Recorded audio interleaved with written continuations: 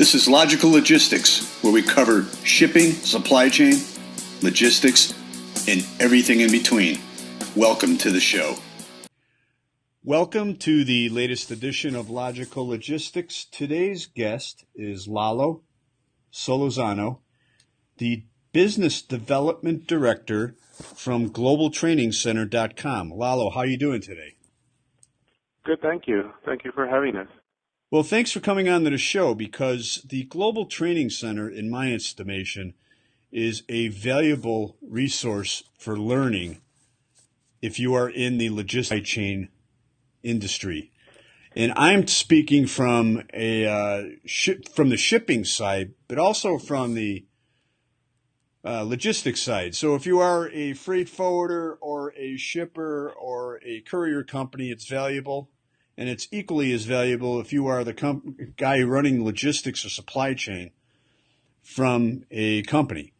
So, Lalo, what I'd like to ask you is, I'd like to get into the company, what you guys have to offer, but can you tell me a little bit about yourself? Sure. Well, personally, I've been in the business for global trade and compliance and forwarding, and the whole aspect of it. I've been around and doing it for nearly 27 years. Oh, wow. I pretty much started as most of that is involved in software for this business, for supply chain and trade compliance. Most of it, like I said, was involved in that side of the business. I started as a programmer and eventually moved up to doing the business development and consulting part of that business, but it's nearly it'll be around 27 years come April. So, but I've been around it since then, and pretty much that's all I've done for my career, to be honest with you. We've been from the software side. I moved over to what we do now, which is the training part. We've been doing this personally for 8 years, but the company, Global Training Center, has been around for over 25 years. And what I've been doing is growing the interest more in the side of, as my title indicates, global or director of business development, has been growing it to try and offer a little more of what value add to people in the business. That includes taking training like on demand with busy schedules and just the requirements of day to day. Sometimes there's just not time to take a training at a given date or a given venue or even a given time when we have them online. So I've been working at doing on demand where you can take it at your leisure and at your time, and hopefully even try to add some certifications, national certifications where they're recognized by different employers and organizations as well. So, but that's what I've been doing on my end. Well, that's great, because you're combining three of my passions. I love public speaking, I love to teach, and obviously I love the logistics industry. So you're combining those things to really reach out to people and give them a great tool and great value.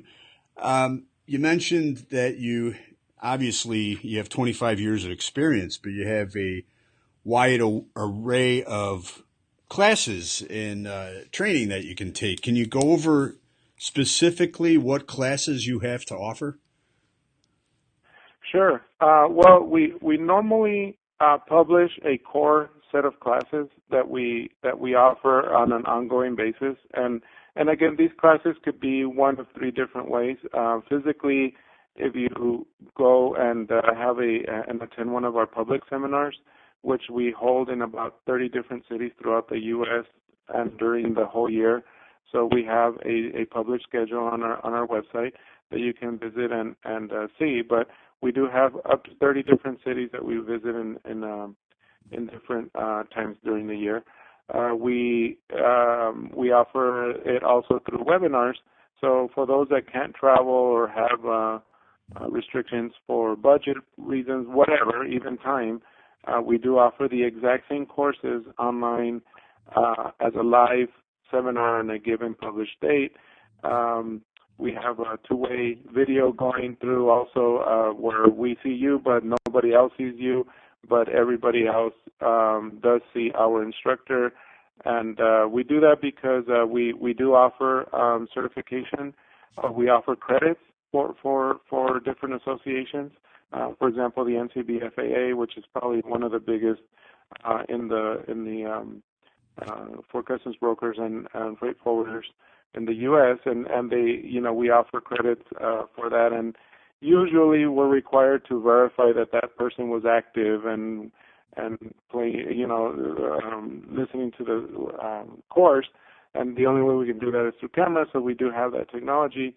And then lastly, like I said, on demand. So of the courses, like I said, we do have an 11-course rotation that we offer, and for the of specific interest is our logistics class that we do offer, which is a freight forwarder and international logistics class that is really a full day that offers quite a bit of information for anybody in that business. More on the supply chain part, we do offer CTPET, which is the Customs and Trade initiative for anti-terrorism. So we do have that where we provide the training for whether you're part of the supply chain or you're trying to certify your supply chain, and basically it helps you get all the information that you need. A lot of the other ones are payment terms, for example, international terms, which is there's a Incoterms 2010. So a lot of logistics people need to know that, and letters of credit, how to get paid or how to pay for the business that you're transacting.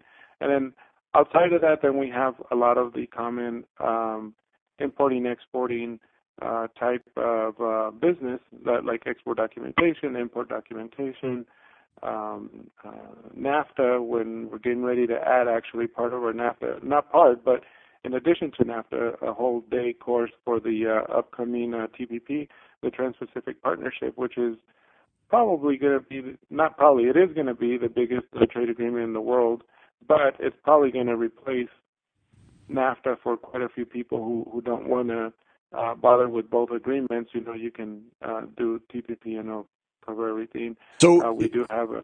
Not to interrupt you, but so with this agreement, where's it at right now? And well, sure. Okay. It's been approved by all the 12 nations that are members of that group or that free trade agreement. It's been officially signed and approved since early February of this year. And what 12 countries are those? Well, let me get you that list because I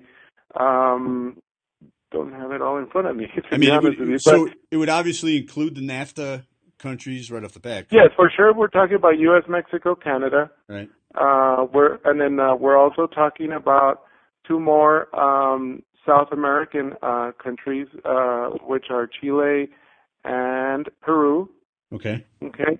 And then we have Australia that's in it as well. Oh, all right. And then we have the Pacific part of it, which includes Japan, Malaysia, New Zealand, Singapore, Vietnam, and Brunei. So all those countries are 12 countries. They've all signed it.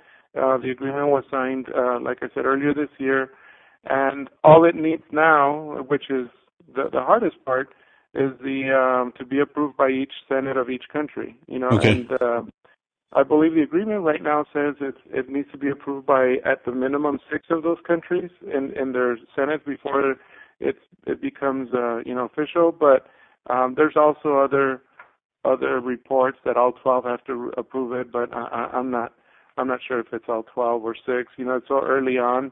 So we're going to be offering a class on that. And so, like I said, because Mexico, U.S., and Canada are involved in this agreement, meaning the 3 NAFTA countries, it's going to be pretty easy to say I'm TPP certified and not have to do NAFTA because then, it's still covering the same 3 countries. Sure. Depending on the products, you may need to decide, no, well, I'll do NAFTA because I have a better benefit under NAFTA. Like the tiered or the duty reduction that it's going to take 5, 10, 15, 20 years to reduce down to zero. Maybe your product is not going to take off at zero from the very beginning with TPP, and you're probably already at zero with NAFTA. So there's some decisions that you might need to make, but for the most part, it will be a very good agreement for you to possibly decide that you're gonna probably do TPP as opposed to NAFTA. So that's part of what the seminar that we're getting ready to add as well. Okay. And then we do have others, that you do export to Mexico regulations and export to Canada regulations. And then the most important, in my opinion, if you're shipping, importing, exporting, is our tariff classification class, and that's obviously because that's a language that U.S. and other customs government offices speak, which is tariff.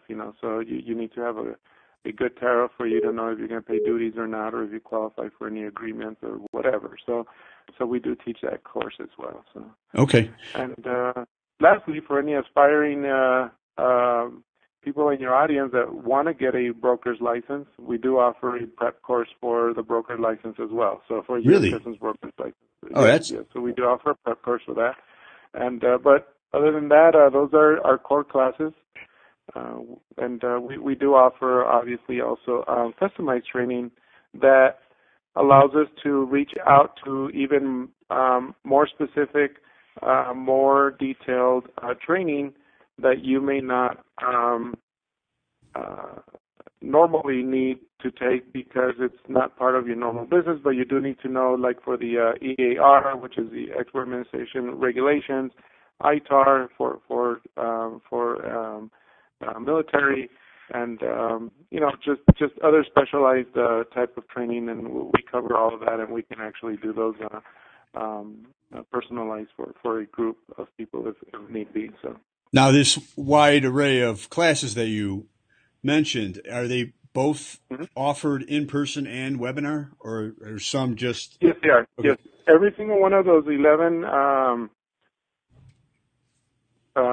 courses that I briefly mentioned, and obviously for more information on our website, they're all listed there. But all those 11 that are core classes are all either seminar or webinar, in person, live at a city, in a hotel somewhere, or as a webinar. So yes, and then few of those are also offered as on demand. But like I said earlier in the show, is we're getting that kicked off, and we're trying to tie it to certifications, which is the reason why it's a little slower to get up and running, because we do need to certify with a national organization, and we don't want to create a self-certified course because we want something that's more nationally recognized. So. Right.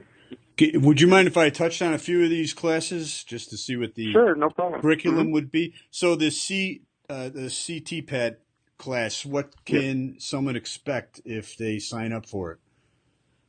Well, CTPET is really good for both folks that are looking to get certified for the program or have been certified and need to show that they're doing their just their due diligence and their that they're keeping up with education to be able to maintain their CTPET certification. So it's good for both. This one is one of our classes that's mostly a half-day seminar because there's not.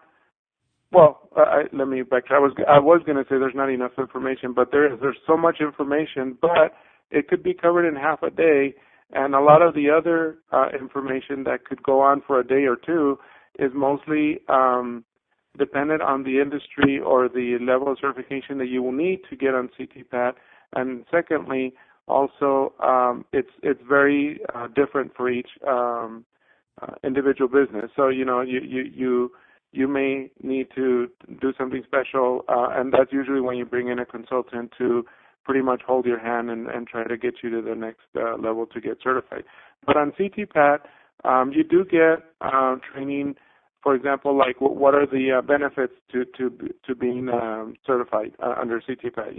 To securing your supply chain. What is this? Why is the program going to help you? How to implement the program? How to maintain it? And by the way, every single one of our courses, and I just thought of that right now. I was going to say, and plus it comes with a very large book of 200 plus pages.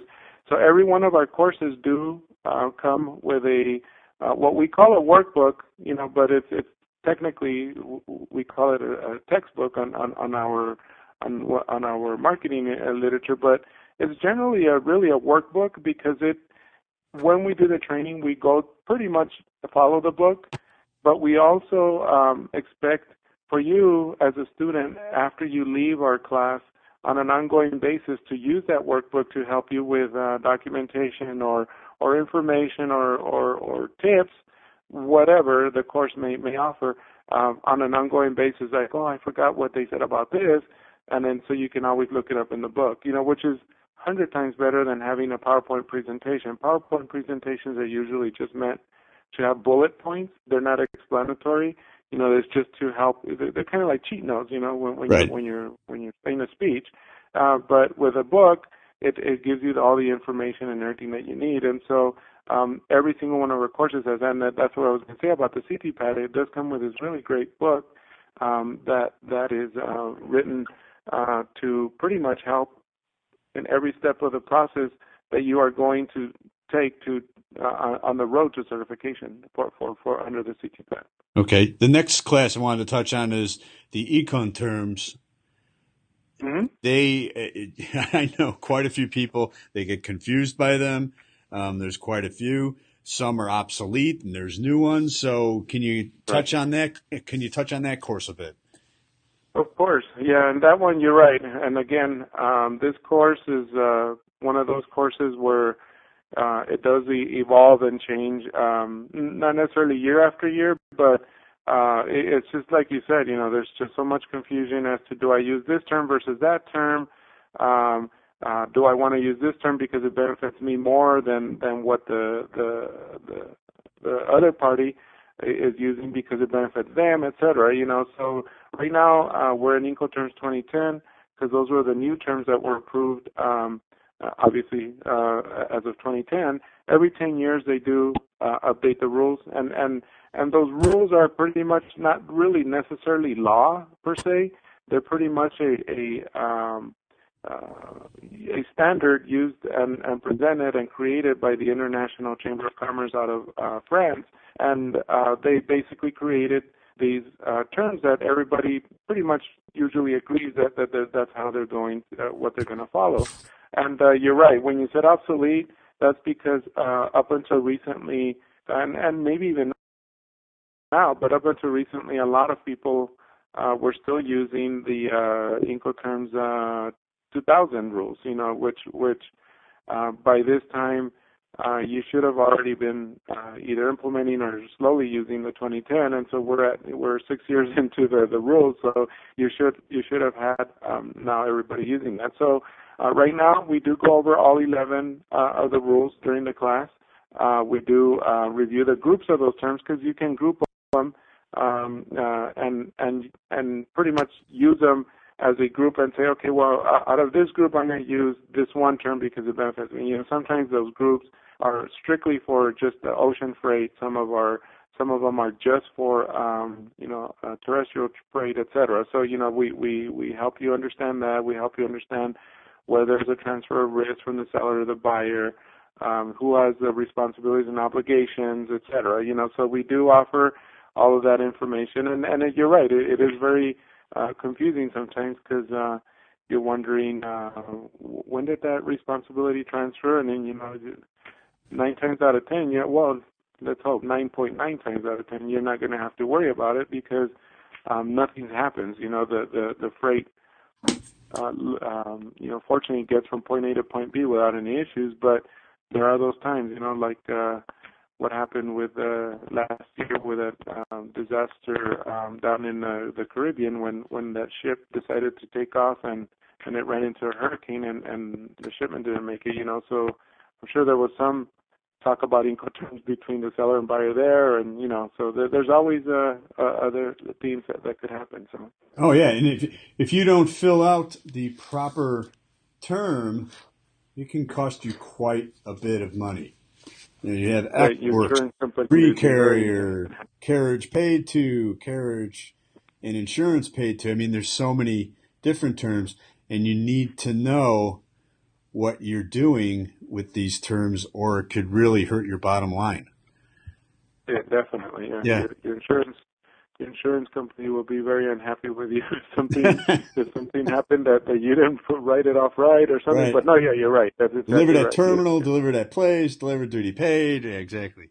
Now, the Exactly. next course I want to ask you about is international logistics. Now, this seems like a course that just wraps just about everything in. It's a comprehensive class that talks about all the areas of shipping in the international realm. Am I correct? Yeah, that's exactly right. We do also, exactly. With our international logistics, we do go over some Incoterms, but we do not go over them in detail because it would take up at least half the class to do that. So we just touch on it. But you're right. It wraps up everything. Basically, it's to manage your forwarders, your brokers, and your carriers, pretty much just so you know what and where you should be looking at and maybe managing that process, so like in that process you're going to be using a carrier, a broker, and a forwarder during your international logistics process, and you're going to need to know, what should my broker be doing, what should I get. Sometimes obviously your forwarder and your broker are the same company, but you still need to know, that was a responsibility of my broker, he should have taken care of this or that, etc. But yeah, we pretty much cover.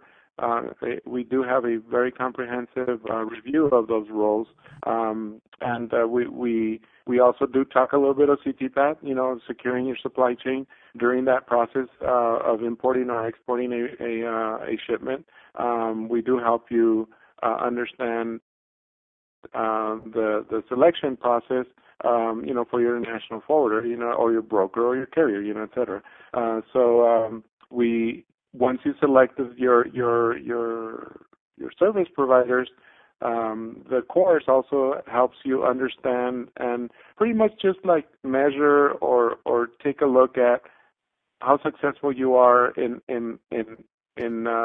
using those service providers. Maybe you can evaluate and say, well, maybe I should have picked this feature of a forwarder versus that feature. And I'll maybe I need to switch after my contract ends, et cetera, and so we do have all that information as far as the freight or logistics portion of it, and like you said, it's pretty comprehensive, and this one very specifically, this course or this topic, let me say very specifically, we have been looking at doing a national type of certification with a third party that has a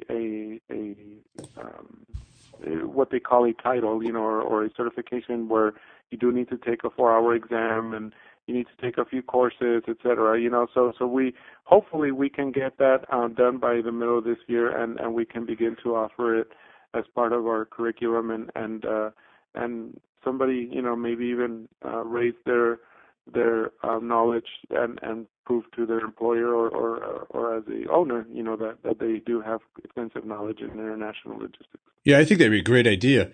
Now, you also put quite a bit of emphasis on the tariff classification class. Can you go into that?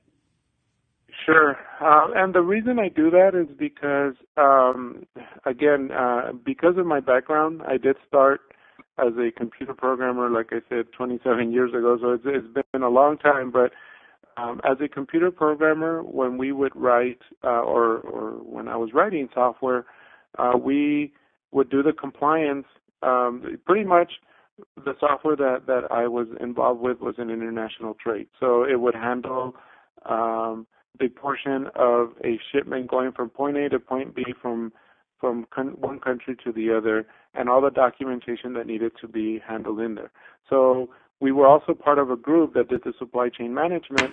So our larger group that did the supply chain management software would handle the logistics of getting the product from point A to point B, and ours would take care of the customs portion of making sure that shipment clears that border or borders that you're crossing through. So the reason that I do put an emphasis on tariff classification is because we would do those compliance documents based a lot on that tariff number for that part number, and the only way we're going to calculate any duties or determine if a product did or didn't qualify for a free trade agreement or any other preferential treatment, that is always based off of the tariff number of that product, and also on the tariff number of the country that you are landing in, which normally at the 6-digit level, and for those that know about harmonized schedule numbers, the first 6 numbers is universally the same throughout the world, or should be anyway, for any given product.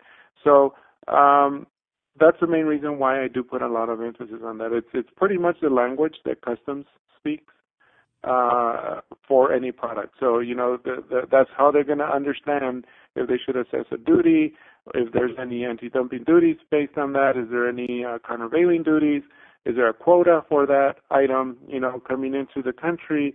Do you need a special permit sometimes for shipping that product into or out of a country in some cases, for export regulations if you're exporting military or any type of technology that has a dual use, etc. So, it mostly always starts with that tariff number. You don't need to be an expert in that because, it is quite a bit of science and engineering to be able to do this. There's a lot of people that do it, but at least be knowledgeable about it, because if somebody's going to be doing the classification for you, then at least have some knowledge in it so that you can always check that work, because again, it could mean that you are getting a tariff number that assesses a duty of some percentage, let's say of 3.2%, and because it's classified under this tariff number. But what if it was incorrectly classified, and maybe it should have been classified under this other tariff number that happens to qualify for NAFTA, let's say, and you don't pay any duties? So that's the kind of reasons why you should be very, very aware of tariff classification. And I usually say that's what the foundation of trying to learn everything else on importing and exporting. And if you're not going to be involved in the tariff part and your duty in the company is importing or logistics, that's fine. You don't necessarily need to take that course if the group is big enough that it can handle different segments of the business within your organization. But sometimes we are we wear a lot of hats, and we may need to learn the tariff classification as well. So, and that's why I put an emphasis on that. Mm-hmm. You're offering valuable education that will increase a company's bottom line. You're teaching people important aspects of doing international shipping that will save the company from errors and costly errors. Yes, that's correct. Yeah. And we do. You're right about that. So, yeah. Yeah. Now, going back to you, you mentioned the IT backgrounds. How does that help you? How did you make the transition? And it's interesting. You came from an IT background, and now you're doing this. How did that migration take place? Is it still helping you in what you do at Global Training Center? Right. Well, I guess when I first started, I was fresh out of college and had no clue what international trade was or Right. logistics or supply chain, none of that. I knew theory, I guess, but not even theory, because I wasn't really majoring in that field. I wasn't really majoring in business or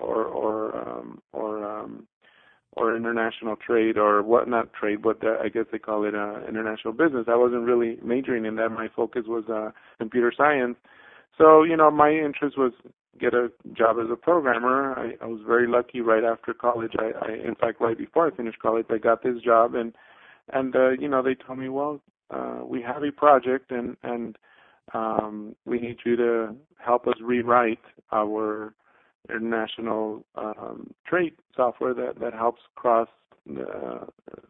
or create documentation going from the U.S. to other countries and then vice versa from other countries to the U.S.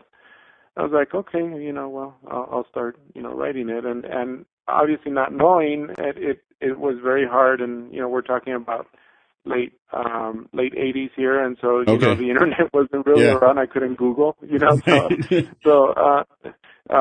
so what I did. What language were you using at the time? Oh, geez.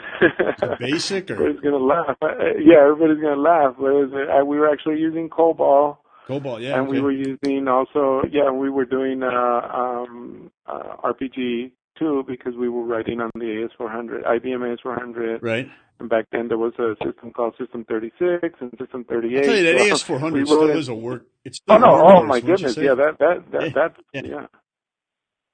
Yeah. So go on. I'm sorry. Go No, on. no. So what I did was they gave me this project, so I decided, well, how am I going to learn this? So I got a hold of our biggest client that was closest to us, and I said, hey, well, you mind if I jump on a truck and go follow a shipment from point A to point B? And in my case, I'm on the border in El Paso, Texas, so the crossing the border wasn't that hard. It's not like I'm going from say Indianapolis and have to go up to the Canadian border or the Mexican border, so that's a longer trip. So right. I hopped on a truck and followed the paperwork and followed the trail, and really honestly that's what got me hooked. That's what got me hooked on international trade, and I saw everything that was required on both the Mexican side, the US side, and also obviously in the supply chain side for internal purposes, the department. And so I did that for about a week, learned everything I needed to with that aspect, and applied that to programming. And because I got that knowledge, I guess I knew enough that I can demo the software. So then I started moving into sales, and then enough, well, before sales, doing training, teaching the software, and then supporting it, so that I can provide help desk support, and then from there sales and then business development. So that was the evolution of what I do, and stumbled upon this training company that I'm in right now with Global Training Center, and decided to apply the concepts, because one of the biggest shortfalls that I saw was that maybe the software could be the best in the business, but if that person has no knowledge in the industry, that software is going to be worthless if that person doesn't know what they're putting into the software. The old right. adage, the garbage in, garbage out, right? So yeah, exactly. So I saw a very big need in the education portion of that, and so that's how I got involved in the training aspect of it as well. It's great, and I hear that from so many people in this industry, that when they really got their hands dirty, got into the hands-on operation, they were part of that shipping process. They swept the warehouse. They went on the truck. They loaded a dock. That they actually learned and got better ideas on how to make this better, more streamlined, because that's the nuts and bolts of it. And your situation and history echoes what I hear from a lot of people. Now, I wanted to go. So say I just got hired by a company, or I'm a freight forwarder that focuses on domestic, and I want to get into international. I'm new to this. Where do I start with Global Training Center? What's the first class I should take to dive in and follow your roadmap? Okay. Well, usually that's a good question, because that's exactly what we are working on right now, and part of my business development efforts are pretty much on that. We've trademarked a process or a step that we call the trade compliance stack. So stack, obviously, kind of playing off on stacking containers, So what we're doing is that we're creating a stack, per se, of a different track that you might want to be in. So you might be in the export track if your company's big enough, where, again, like I had said earlier, if your business or your company is big enough where there are segments of the department that only focuses on export, another one that only focuses on import, and then you might have those obviously that are just general. They need to learn a little bit of everything. So we have this idea or methodology that we call the trade compliance stack, and that starts with a foundation on all three tracks per se, with the tariff classification. From there, well, let me backtrack a little bit.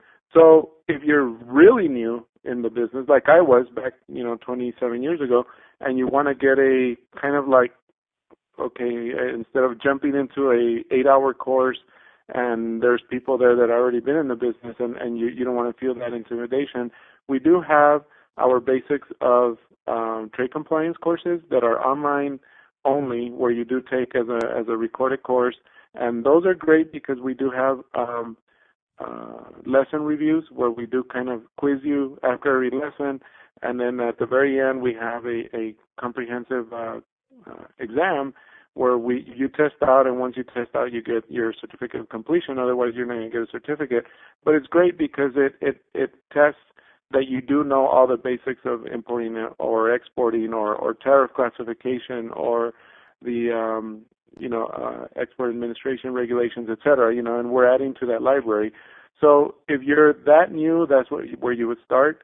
Otherwise, if you've been in the business and you just got hired by by a company, or you move from Department A to Department B within the company, then you would go into what we call our trade compliance stack, and we say, okay, let's start that foundation with tariff classification, and then let's move from there. So everybody at that point will be doing international logistics, because that's obvious. You're either going to be importing into the country or exporting out of the country, outside of domestic business, of course, like you said. So you're either importing or exporting, so you'll need some background in international logistics. From there, we take you to the next level. So if you're going importing, then you would take our importing class and our focus assessment class, which is our customs CBP audit class, which is a fantastic class to be able to check and see everything that customs is going to be looking for when they do audit, or if they audit you. In many cases, it is a matter of when they do audit you. And we kind of prep you for all that, so that you are able to create your compliance manual and build on that. So that's the import track, and of course there's a lot of other things. I mean, for importing, you might need to know Incoterms as well. You might need to know CTPET, because obviously CTPET is part of the supply chain. You may need to know NAFTA because you want to claim products coming in as a free trade. You might need to know letters of credit, because you want to know how to pay or get paid, So again, depending on how much responsibility you're going to have. Same thing with the export. Obviously, with the export, instead of taking the importing class, you're taking the exporting class, and then you're also taking maybe some specialized courses that are for exporting, like I said, like dual use or military type of products. Off of the EAR or the ITAR.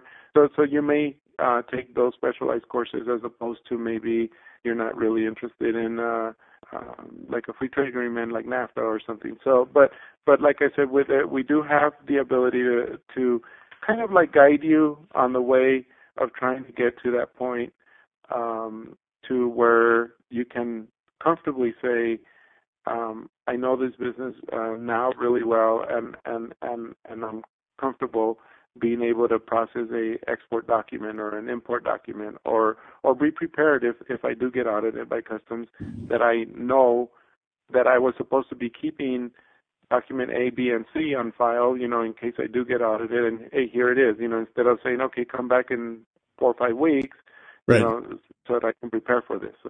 But as you stated before, too, you hand out a manual with all these courses that we can use as reference to help Correct. guide along as well.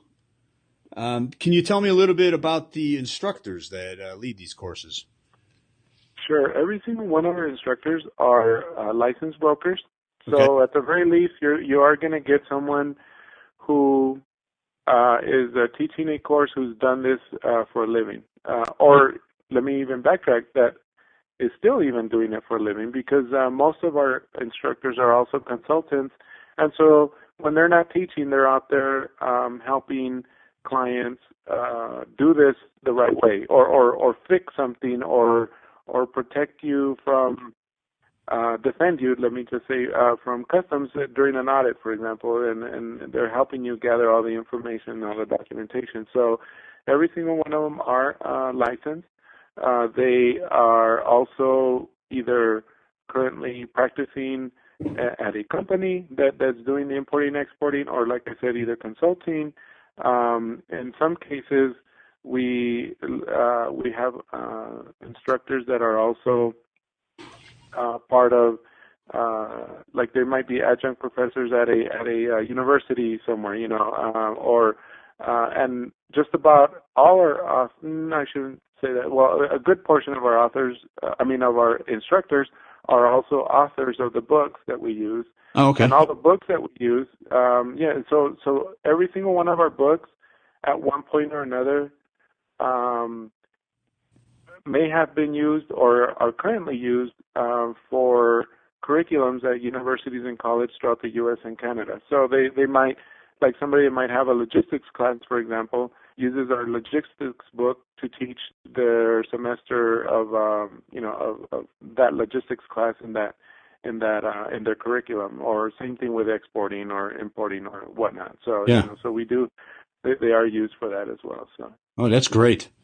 All right. So once again, my guest today is Lalo Sololano. He's the Business Development Director for GlobalTrainingCenter.com. Lalo, how do people find you?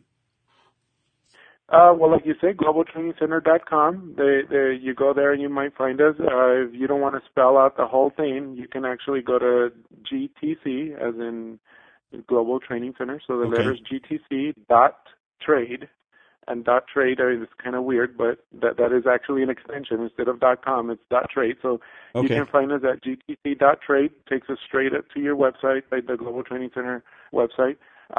You'll see all our courses listed there, whether it's a webinar, seminar, or an on-demand. You'll probably find information there as well for our course for prepping you for the broker exam.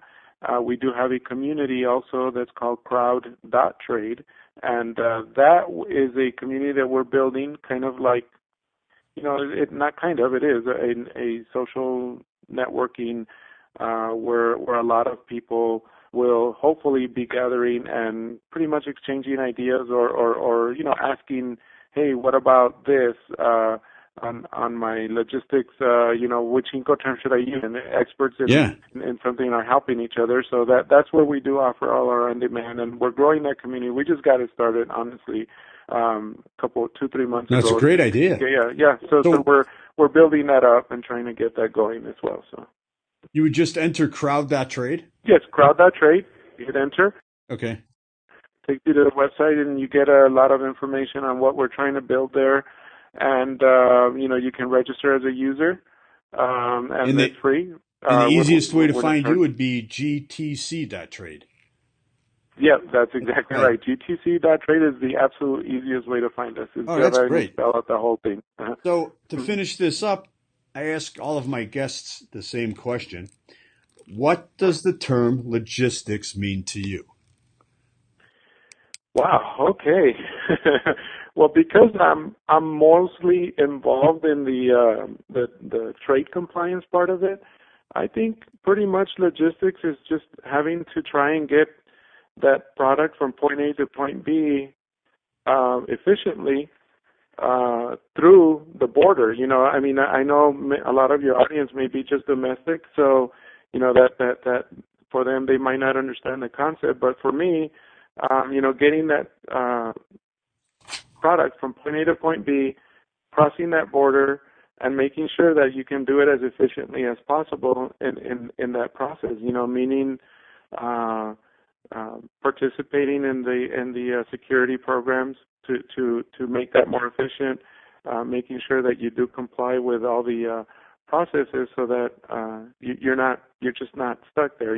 With that being the kink in the chain of that supply chain. So that pretty much, the global trade aspect of logistics, that's what I see more than anything, and again, just because that's been my business for these many years. A great answer. Well, Lalo, thanks for joining us. Once again, you can reach Lalo and his company, Global Training Center, at globaltrainingcenter.com or gtc.trade. And as Lalo said, they're also starting a networking group for this industry called Crowd.trading. Did I get that correct? That's exactly right. Yeah, right, and that's great. the idea. Let the crowd help each other, right? So we'll see how that evolves. I think it's a wonderful idea. Thanks for joining us. Well, thank you for having us, and have a great day. You do the same. And we'll see you next time on Logical Logistics. Click the subscribe button for new videos every week and download us and review us on iTunes.